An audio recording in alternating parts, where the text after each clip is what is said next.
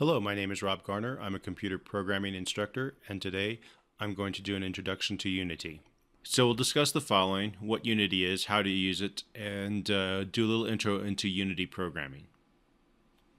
So what is Unity? It's a combination of things. It's a graphics engine, it's an IDE, it's a framework of code libraries that are all placed together to make game development easier. To install Unity, go to unity3d.com, download the installer for the free version, and then run the installer. Some of the advantages of Unity are that it is cross-platform. It has a productive visual workflow. It can develop on the Windows, the Mac, even Android and iOS. It uses component-based development, which works a little bit better for what we're doing than object-oriented programming or traditional object-oriented approaches. And it also provides the capability to store objects as prefabs, which are easy to grab as we program and reinstantiate. Possibly some of the disadvantages are that the scripts can become hard to find because you can place them pretty much wherever you want, and sometimes you may have to search around to find which script is associated with which object.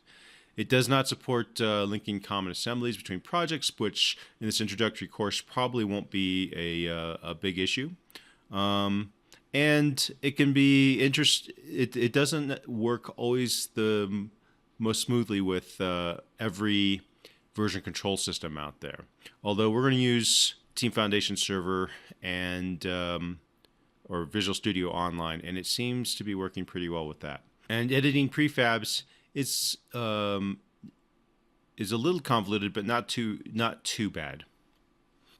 So, in a traditional inheritance model, what we would normally do is we would declare base classes for our objects, and then we would inherit from them. The problem is that when we do that, we can sometimes get in a situation where we're kind of reproducing the same type of code down different branches of the inheritance tree.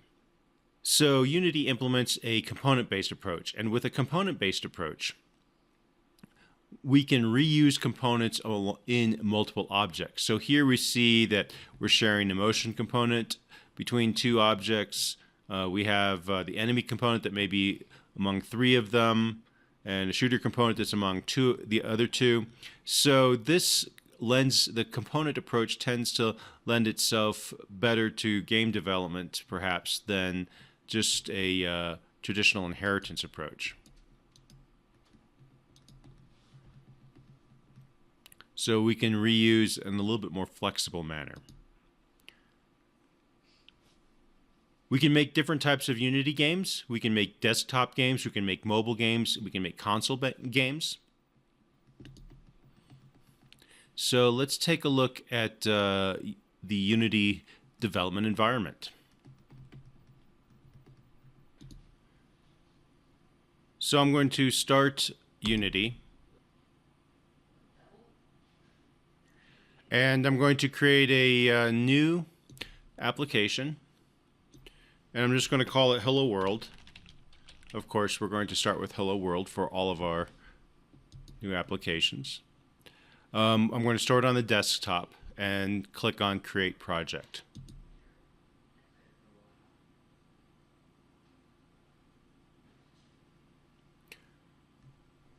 So reviewing the layout of the Unity interface, we have a number of windows.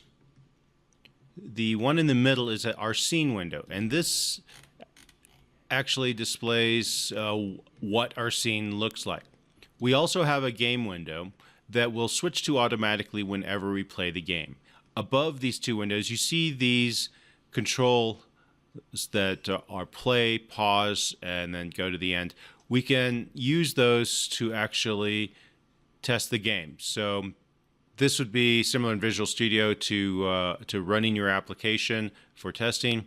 And here it just looks like DVR controls.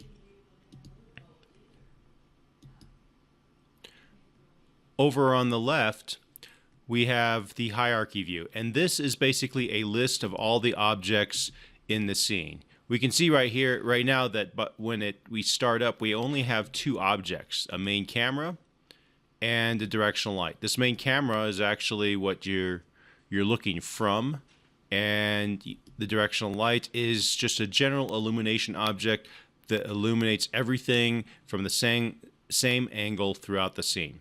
We can add things from our hierarchy by clicking Create, going to 3D Object, and picking an object to view. I'm going to pick a cube, and you can see now that a cube has been entered into our scene. If we go from the game view, we can see what that cube looks like from this camera. If I were to take these grab handles and move it further away, we can see it looks like it's further away. If I bring it closer to the camera, it'll look a little different.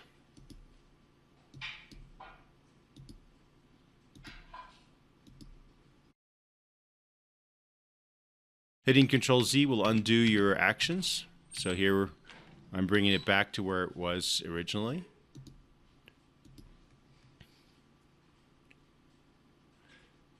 And we can see that we have the inspector view on the right. The inspector view provides us details about the object that's selected. So as I change which object is selected, the detail view will show what's there.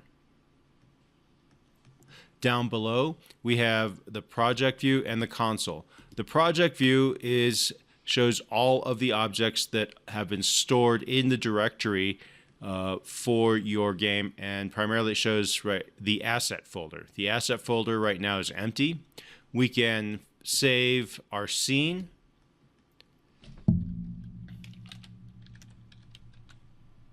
I'm going to just call it scene 1, and now we see that our scene is saved.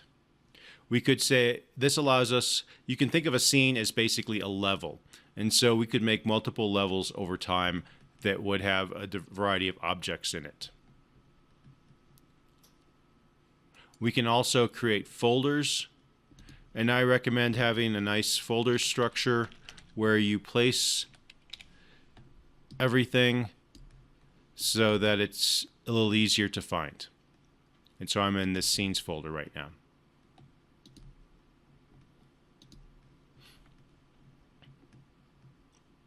Up above, you have some typical looking menu items. The file allows me to open and save, close, and save scenes. I can also open and close and save new projects. I'm going to save this project in its current state. I recommend hitting save frequently. We can also change the build settings, which we'll look at when we deploy and run deploy our application.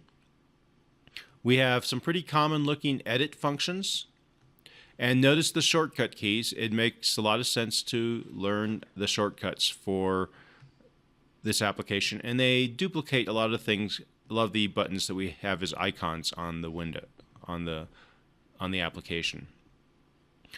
Assets allow us to do much of the same things as we did by right-clicking on the asset folder. You can see that I could add many of the same types of things that we did before.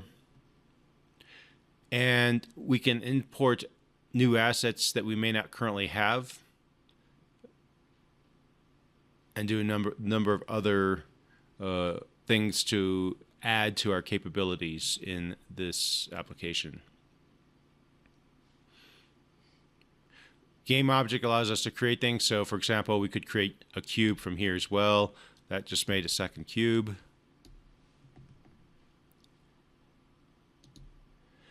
And components allow us to create these components we talked about earlier.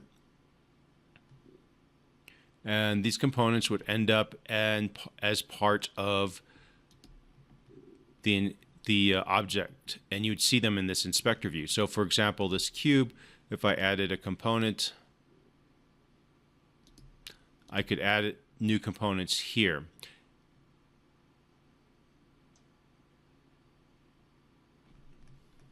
And we'll learn about those components over the course of the course. We can delete objects by just clicking on delete. And when you click on them in the scene, it also brings up the inspector for that object. You'll notice that here we have the transform for the object. As I move the object around, its position is located here. We can change the type of selector with QWERT, the QWE in the top row of your keyboard. Those controls are similar to the ones that are in Maya. If I hit Q, I'm just in a selection mode. If I hit W, I'm in the translate mode with the arrows. If I hit the E key, I'm in a rotation mode, and you can see that it changes my rotation in the transform here. If I click R, I can change the width of my object. So W is translate, E is rotate, and R is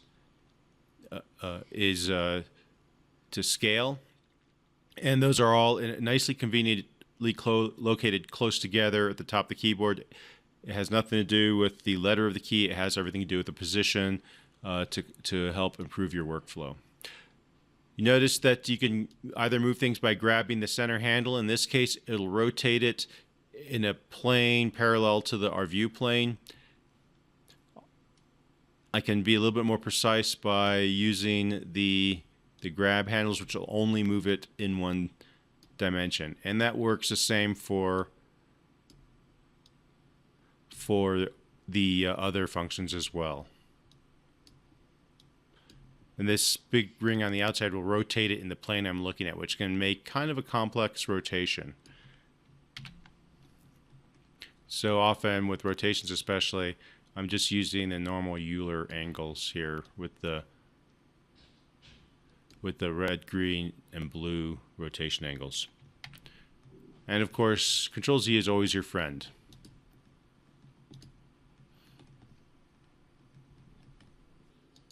So that's the basic layout for the Unity interface. And next we'll look at program. So there's a number of languages you can use for programming in Unity. You could use C# or JavaScript, for example. The advantage of C# is it's strongly typed, and it employs C# with actually very few changes. With JavaScript, it's not as strongly typed. You can use Pragma strict to force static typing. Unity JavaScript is similar, but a little bit different than normal JavaScript. So I highly recommend using C#. In addition, the C# is a compiler and is a compiled language and should run faster. So how does this component system work?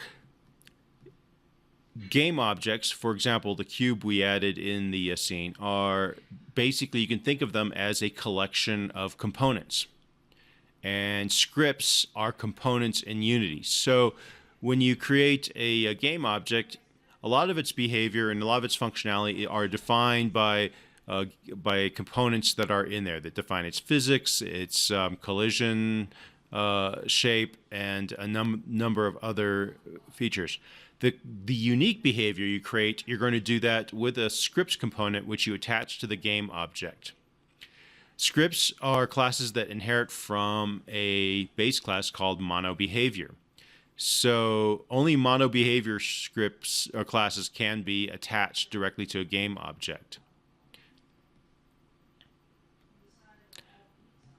So MonoBehaviors inherit from the behavior class, and the behavior inherits from the component class. And as I said before, only MonoBehavior classes can be attached to Unity game objects. So this is what the inheritance tree looks like over here on the right. And what happens if you try to add a script that's not a MonoBehavior class? It basically gives you an error that it can't add the script. That doesn't mean that we can't use scripts that are not MonoBehaviors in our C# application. Far from it. But we have to have a MonoBehavior script attached directly to the object, and typically those MonoBehavior scripts will have or use other classes you might make to, say, organize and handle objects that you want to instantiate in the scene, or that you want to use as models to hold data or information, or possibly to do other kinds of unique behavior or solve unique problems. So the way you can think of it is we will create a scene with a variety of game objects in it. Each of those game objects will have a collection of components. Some of those components will be scripts, and then we will use those MonoBehavior class scripts to manage all the programming that we do beyond that. You can think of the MonoBehavior class kind of like the same way as you might think of a code behind class in other form applications, and think of the Unity scene really as a form. So that's really your view. And these classes could be, in a sense, controllers. And then you might have other classes which are not MonoBehaviors, which are really models. And so we're implementing kind of an MVC approach to programming. So the MonoBehavior class has a series of event methods or delegate methods that get called in a regular life cycle. And the life cycle of a MonoBehavior is actually pretty straightforward. You have a start method, which gets called the first time the object is instantiated, and then you have a variety of update methods. You have a straight update method, which is called every frame the MonoBehavior is enabled. And that could be a variable length of time, because it just depends on the speed of the processor or the amount, how much that processor is being stressed. The fixed update is called every fixed frame rate.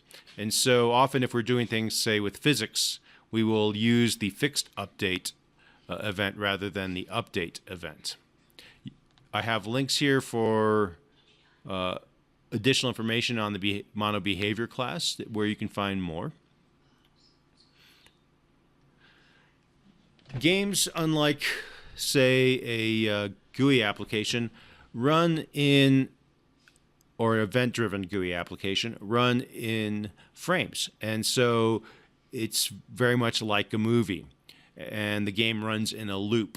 So we are often each loop doing a number of things. We're looking at the user input through the keyboard or the mouse or maybe a game device, and then we're updating the position or the behavior of objects on this screen. We may be updating scores or reducing lives or changing the state of the game in that frame, and then we just cycle back through. And so that's why we do a lot of our programming in the update and fixed update cycles.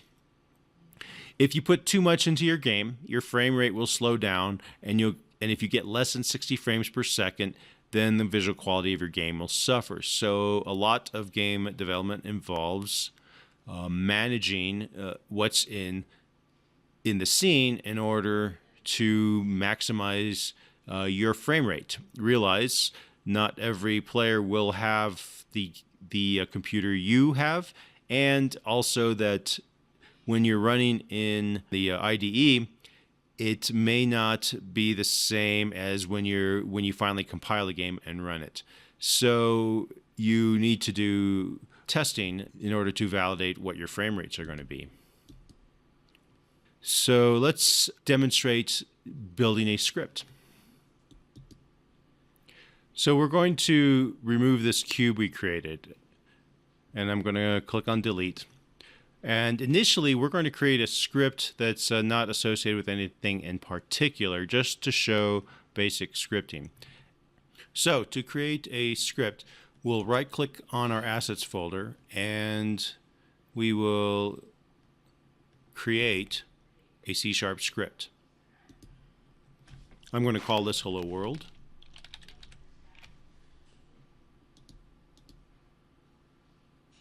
And if you want to rename it, you have to double click or click it once, and you could rename it if you needed to. So it's a little odd because you can't easily rename things in the inspector necessarily. But once I create this script, it'll show up over here on the inspector. We can't really edit the script here. If you have Unity 5 or above, it's very well integrated with Visual Studio. And to ensure that you're using Visual Studio, if that's your preference, you can also use the default Mono IDE, but I prefer Visual Studio. And to set that, you go to Preferences, and if you click on External Tools, it'll show you options of what IDEs are on your computer. And I picked Visual Studio 2015. Once we make sure that's set, we can double click on our script and it'll open up Visual Studio for us to edit it.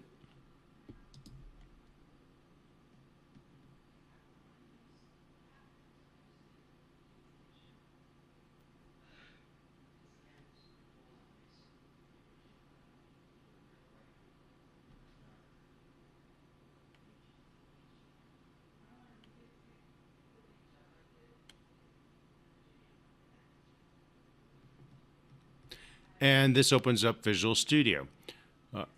If you're taking this course, you typically have learned programming in C# already. It's very similar to programming that you've done before.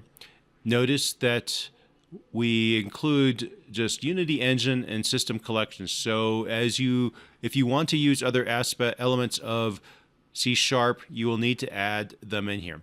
This also uses .NET 2.0 as its default version. So you will be more limited than if you use, say, more recent versions of .NET. Normally, you don't encounter a lot of issues with that.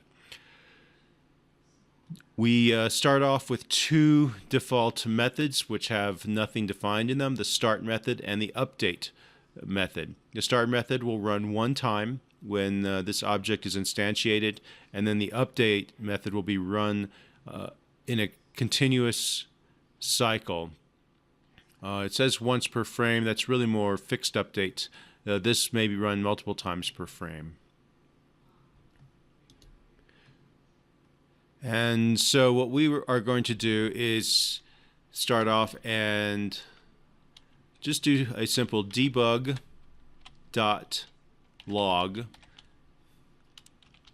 hello world.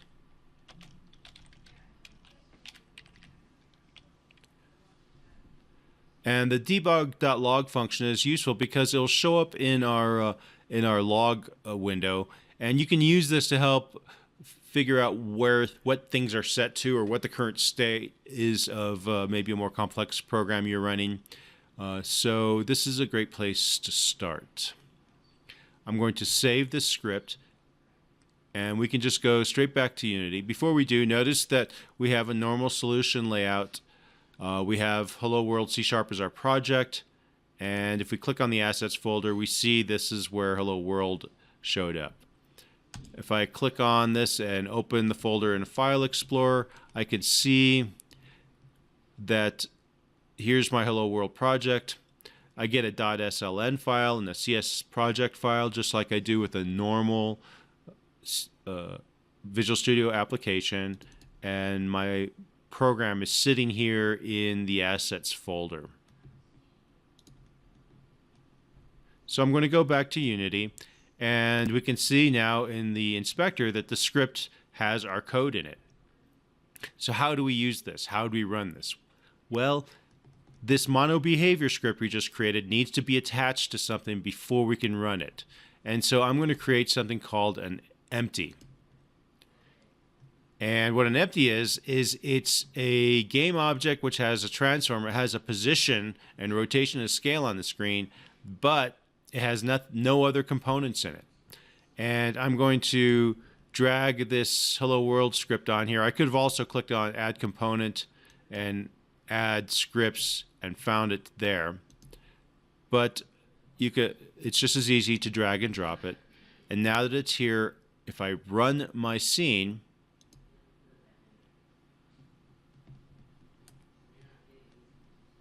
let me do that again. I don't want it to maximize, so you can have the game maximize on play or play within the window. And I'm going to just let it play in the window so that I can see the console.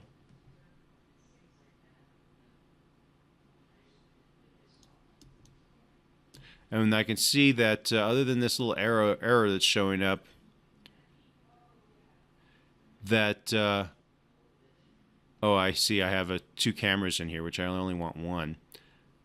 And that camera has two audio listeners, and it's giving me an error. But I can see that Hello World showed up. So I'm going to stop this. And to stop it, you just hit the play button. I'm going to delete this extra camera that showed up for some reason and try it again. And there we see that our program worked. All it did is just display Hello World.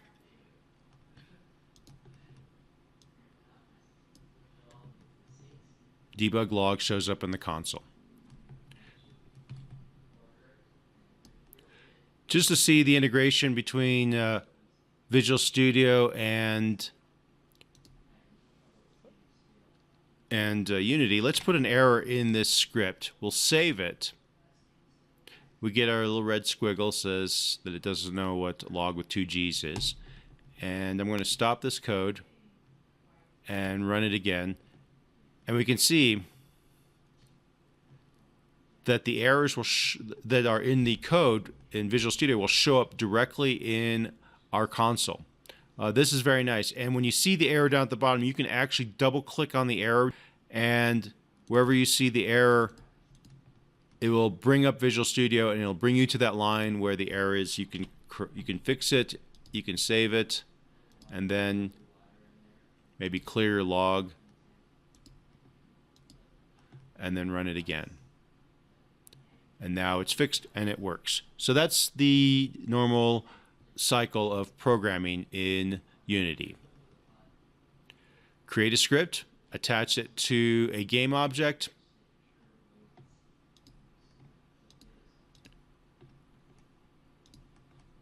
and then click Run. If there are any errors, they'll show up in the console, and you can double click on them, fix the bug, then come back and run again.